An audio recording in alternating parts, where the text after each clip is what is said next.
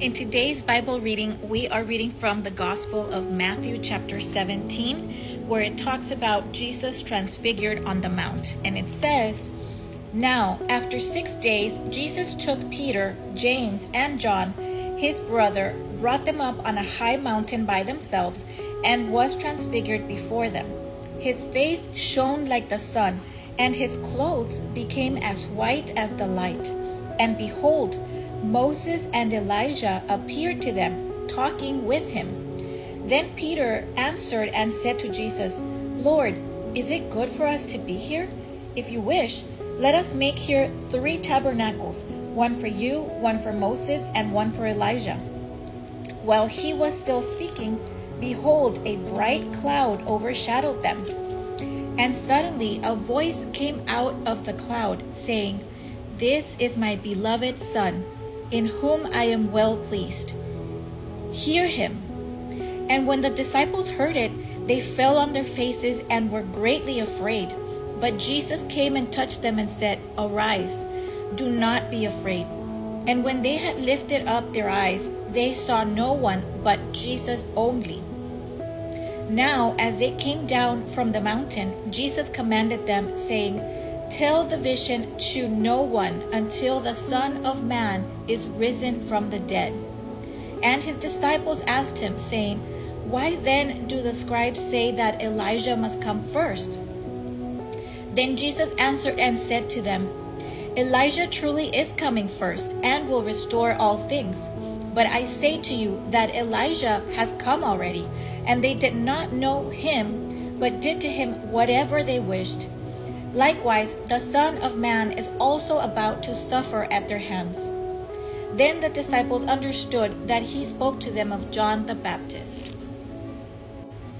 What this passage is talking about is when Jesus took James, John, and Peter up to the mountain, and he transfigured in front of them, like his face became as bright as the sun, and his clothes were shining as well. And then all of a sudden they saw Elijah and Moses, 2 of the biggest, most famous prophets of their lifetime, people that they had heard of as they were growing up. The prophets that the Israelites had been taught about for thousands of years. They saw them with their own eyes talking to Jesus. And when Peter asked, should we build tabernacles, they heard the voice of God himself, God the Father, from a cloud.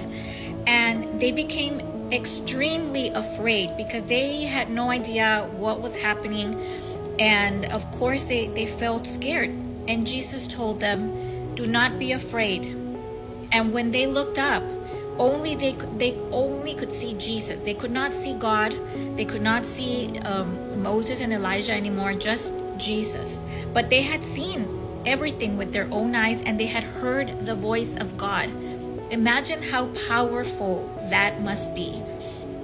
But Jesus did tell them at that point, do not talk about this to anyone, not yet anyway, until the Son of Man has come back from the dead. Again, this doesn't register in their brain yet because they have no idea that Jesus will soon be crucified. He's gonna die, and then he's gonna resurrect and rise from the dead. He's instructing them, don't talk about this yet until I come back, right? But at that point in time, they have no idea that this is actually going to happen. They have no idea that this could actually happen, that this miracle is going to happen at some point. But at that time, he says, Peter asks, well, isn't Elijah supposed to come first? Again, this was the Israelites thought that there was going to be this prophet that was going to come, and they thought it was Elijah. Little did they know that the prophet that was going to announce the coming of the Messiah had already come and gone, and it was John the Baptist. Again, these people at the time that were living at the same time of Jesus and that knew or had seen Jesus minister, they thought he was just a regular human being who claimed to be the Son of God.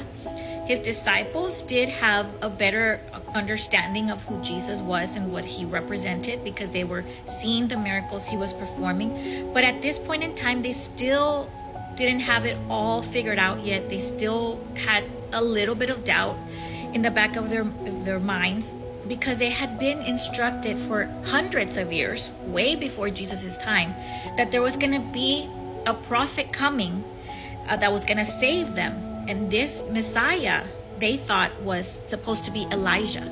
So when he says, well, isn't Elijah supposed to come first? And nope, it was John the Baptist, the prophet, that was going to announce the coming of the Messiah. But again, because John was alive and he was around their age, he was one of their peers, they could not comprehend that somebody so important they knew. How could it be someone that we know, right? Sometimes we can't understand that something magnificent is happening before our very eyes. And Jesus said, Elijah has come and gone. People did what they wanted. They killed John the Baptist. They beheaded him. They belittled him. They did not treat him with the importance that he should have been given. And then he says, likewise, the Son of Man is also about to suffer at their hands.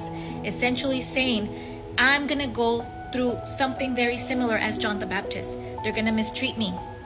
They're not going to give me the importance that I should be given. And they're eventually going to end my life in a very violent way, because they do not know what they have in front of them. That's what's going to happen. And again, the disciples understood at this point, oh, he's referring to John the Baptist, but they still don't know how bad it's about to get for Jesus, and how they're all going to witness what's going to happen in history that's going to change all of our lives forever. So I hope that today's Bible reading helped to give you a little bit more understanding about this Bible passage. Don't forget to like and save this video so that you can see more posts like these on your feed. And please comment what was your favorite part about this passage. And I look forward to seeing you on my next video. I invite you to join me on our Bible readings and to become part of our community. Thank you for watching today. I hope you have a very blessed day.